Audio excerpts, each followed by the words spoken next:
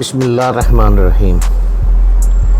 شہنشاہ ہندوستان جلال الدین اکبر، تاریخ کا بہت بڑا نام۔ اسلم راہی صاحب نے شہنشاہ ہندوستان کی تاریخ کو کتابی شکل دے کر مسلم امہ کو مسلمانوں کی یاد دلائی ہے۔ جلال الدین اکبر بہت بڑا نام تھا، جس نے کم عمری میں ہی میدان جنگ میں اپنی فتح کے جھنڈے گاڑے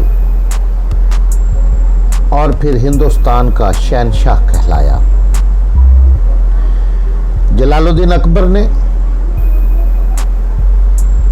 ہمیشہ کوشش کی کہ اپنی رعایا، چاہے وہ مسلم ہو یا ہندو، سکھ ہو یا عیسائی، کے ساتھ برابر کا سلوک کیا جائے۔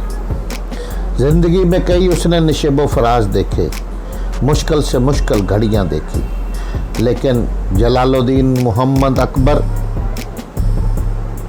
نے پیچھے مڑ کر دیکھنا سیکھا ہی نہیں تھا۔ تو آئیے دوستو چلتے ہیں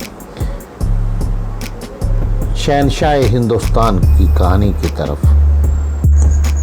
قسط نمبر 7، جلال الدین محمد اکبر۔ رسد کی کمی کے سبب کشمیر کے حکمران یوسف شاہ نے اکبر کی اطاعت قبول کر لی اور اکبر کو خراج دینے پر آمادگی کا اظہار کر دیا۔ اس طرح سے کشمیر اور شمال مغربی سارے علاقے بھی اکبر کی سلطنت میں شامل ہو گئے تھے۔ ہندوستان کے اکثر و بیشتر سارے علاقوں پر قبضہ کرنے کے بعد آخر اکبر کی نگاہیں سندھ اور بلوچستان پر جمی، اس لیے کہ اب تک سندھ اور بلوچستان کے علاقے اس کی سلطنت میں شامل نہ تھے۔ چنانچہ اس نے ملتان کے اپنے حاکم صادق محمد خان کو حکم دیا کہ وہ سندھ کے حکمران مرزا جانی بیگ ترخان کو اطاعت پر مجبور کرے۔ صادق محمد خان نے بارہا کوشش کی کہ سندھ کے حاکم جانی بیگ کو بغیر جنگ کیے مطیع و فرمانبردار بنائے، لیکن اسے اپنی کوششوں میں ناکامی ہوئی۔ تاہم جن دنوں اکبر نے لاہور میں قیام کیا ہوا تھا، وہاں سندھ کا حکمران مرزا بیگ اکبر کی خدمت میں حاضر ہوا اور اطاعت کرنے کے ساتھ خراج کی پیشکش کی، جسے اکبر نے قبول کر لیا۔ مگر یہ سب محض رسمی سی بات تھی۔ دراصل اکبر اس جذباتی بنیاد پر کہ وہ سندھ میں پیدا ہوا تھا، سندھ کو اپنی سلطنت کا حصہ بنانے کے لیے بے قرار تھا۔ چنانچہ اس نے 1590 میں عبد الرحیم خان نے خانہ کو ملتان کا گورنر بنا کر بھیجا۔ اسے حکم دیا کہ وہ سندھ کو ہر قیمت میں اکبر کی سلطنت میں شامل کرے۔ یہ حکم ملنے کے بعد عبد الرحیم خان خانہ سندھ پر حملہ آور ہوا۔ مرزا جانی بیگ کو شکست ہوئی۔ ٹھٹھہ اور سیون کے علاقوں پر عبد الرحیم خان خانہ نے قبضہ کر لیا۔ اس کے بعد جب مرزا جانی بیگ نے اندازہ لگایا کہ وہ مغلوں کا مقابلہ نہیں کر سکتا اور مغل بہت جلد سندھ پر حملہ آور کر خود ہی قبضہ کر لیں گے، اس نے بہتری اسی میں سمجھی کہ وہ مغلوں کی اطاعت قبول کر لے۔ لہذا 1593 میں بنفس نفیس اکبر کے دربار میں حاضر ہوا۔ اس طرح اکبر نے سندھ پر قبضہ کر لیا۔ مرزا جانی بیگ کو اس نے اپنے ہاں ایک اعلیٰ منصب دے دیا۔ پھر مرزا جانی بیگ کی اطاعت اور اس کی خدمات سے خوش ہو کر اکبر نے اپنی طرف سے مرزا جانی بیگ کو سندھ کا حاکم مقرر کر دیا۔ اکبر نے گو راجپوتوں کا مشہور و معروف قلعہ چتوڑ فتح کر لیا تھا، جبکہ چتوڑ کا راجہ اودے سنگھ نوائی کوستانی سلسلوں کی طرف بھاگ گیا تھا۔ اودے سنگھ 1572 میں انتقال کر گیا تو اس کے انتقال کے بعد اس کے بیٹے رانا پرتاپ سنگھ نے پروزے نکالنے شروع کر دیے اور میواڑ کے بہت سے علاقے پر قابض ہو کر اس نے اپنی طاقت اور قوت میں اضافہ کرنا شروع کر دیا تھا۔ اس طرح رانا پرتاپ ایک بار پھر راجپوتوں کی آزادی اور خود مختاری کے خواب دیکھنے لگا تھا۔ وہ لوگوں کے سامنے اکثر رانا سانگا اور رانا کبو کی بہادری اور شجاعت کے قصے بیان کرتا تھا اور یہ امید رکھتا تھا کہ اب اگر مغلوں نے اس سے ٹکرانے کی کوشش کی تو وہ فتح مند رہے گا۔ رانا پرتاپ سنگھ ان تمام راجپوتوں سے بھی ناراض تھا جو اکبر کی اطاعت قبول کر چکے تھے اور اس کے درباری بن کر زندگی بسر کر رہے تھے۔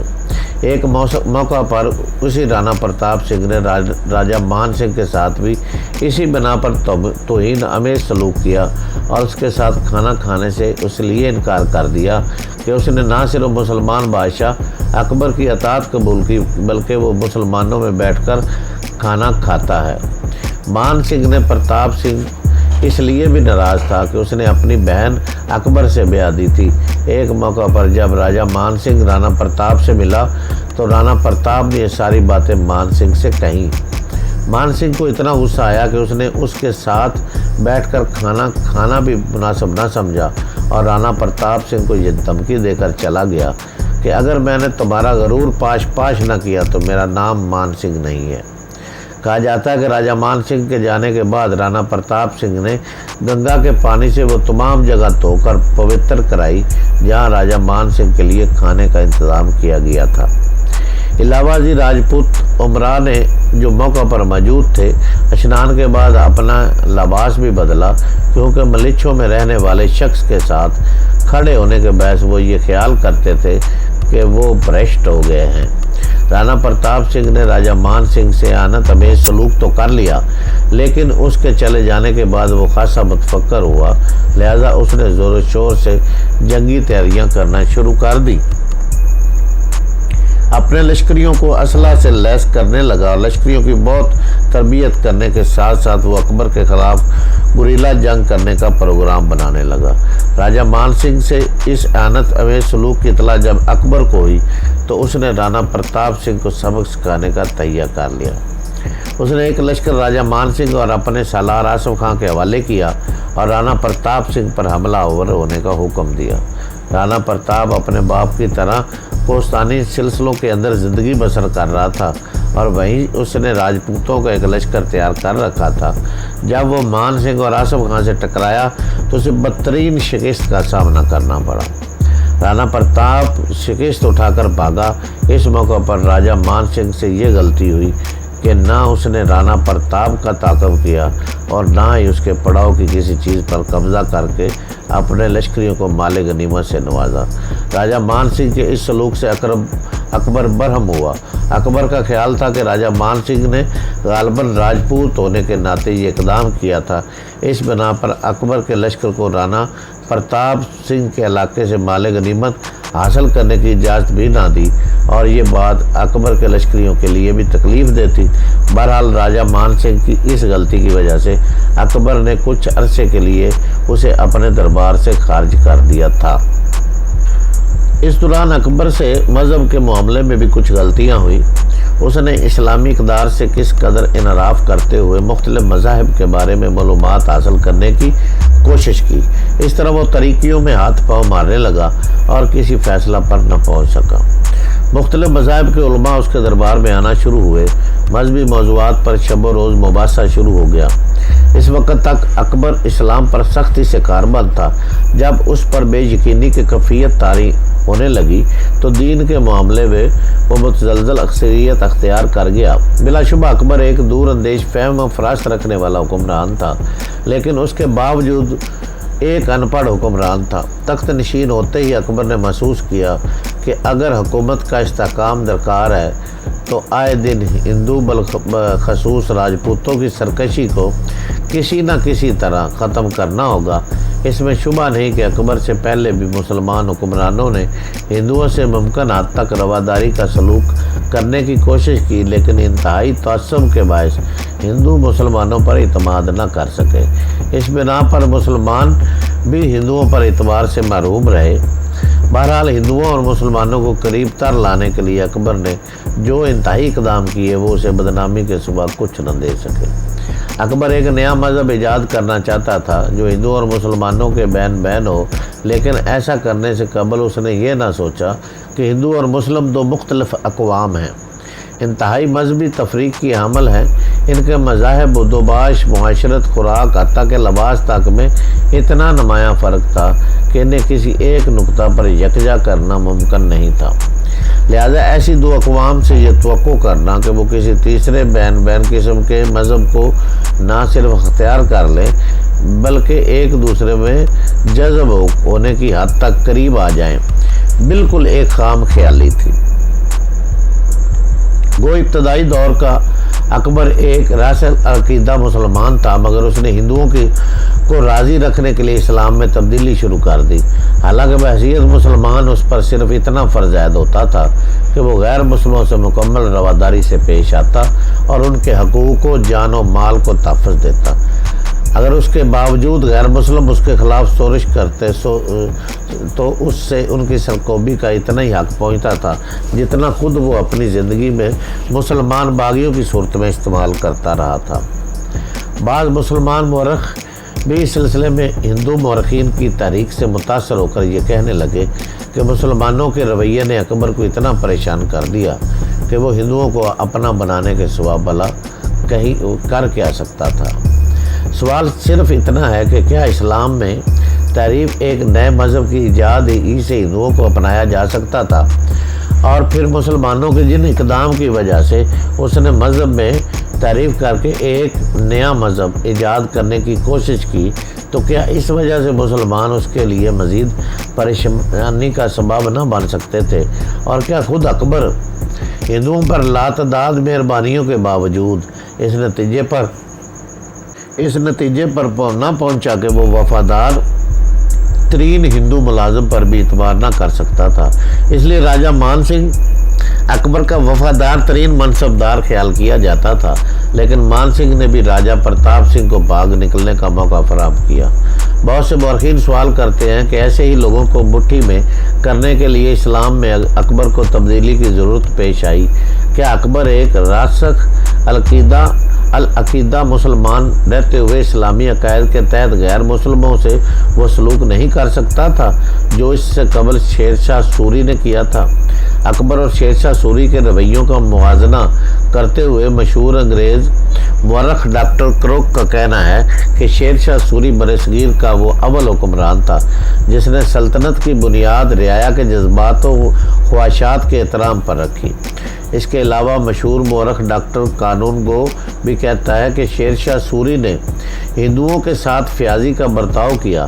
اس کے علاوہ ڈاکٹر آشوری پرشاد نے بھی شیر شاہ سوری کی تعریف کرتے ہوئے شیر شاہ کا یہ قول رقم کیا کہ وہ لکھتا ہے، بادشاہ پر فرض ہوتا ہے وہ اپنی رعایا کے ہر طبقہ سے مساوات کے اصولوں کی بنیاد پر سلوک کرے، ظلم و استحصال کی پالیسی سے بچنے کی ہر ممکن کوشش کرے۔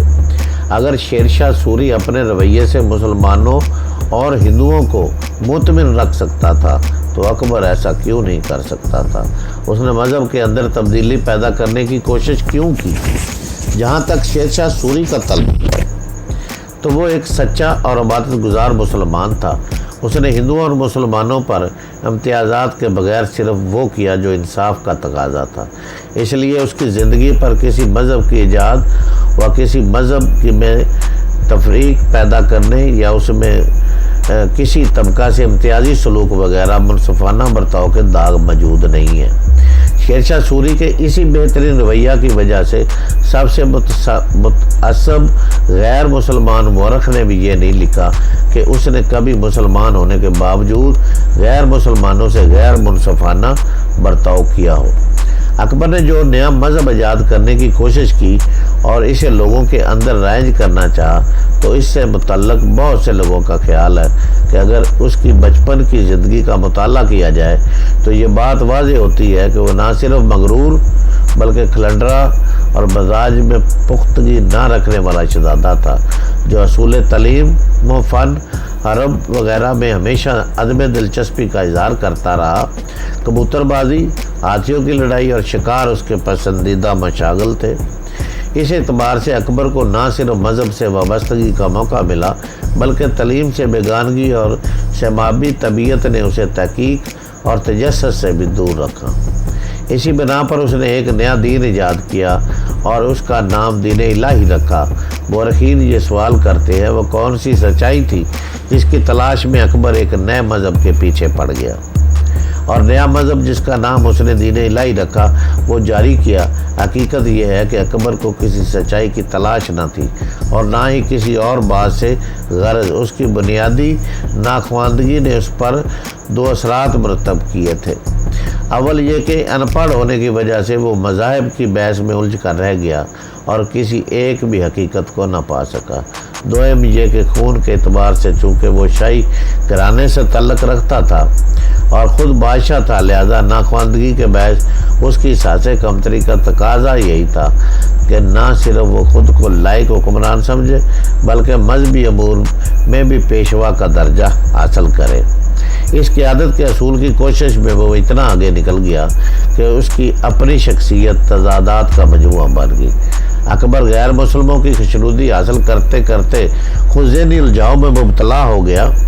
علاوہ ازیں اس کے چند چاپلوس درباریوں نے بھی اکبر کو یہ باور کرانے کی کوشش کی کہ وہ انسان سے بڑھ کر کچھ اور بھی نہیں ہے۔ نیا دین ایجاد کرنے کی شہ دینے والوں میں سب سے آگے ابو الفضل تھا۔ اس کے کہنے پر اکبر نے دین الہی ایجاد کیا۔ ابو الفضل جب دربار اکبری میں داخل ہوا تو اس کی عمر صرف 22 سال تھی۔ اس نے اپنے باپ شیخ مبارک سے تعلیم حاصل کی تھی۔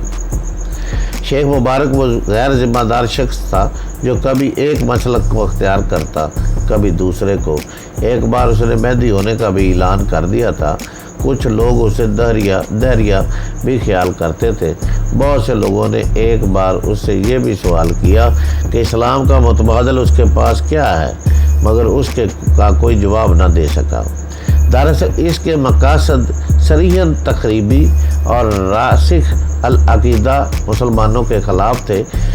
اسی شیخ مبارک کے بیٹے ابو الفضل نے بھی مذہب کے معاملے میں اکبر کو پٹڑی سے اتارا۔ چونکہ ابو الفضل دربار اکبری کا ایک چاپلوس مورخ تھا، لہٰذا قدرتی طور پر وہ اکبر کے ہر اقدام کو رنگ آمیزی اور مبالغہ کے ساتھ پیش کرتا رہا۔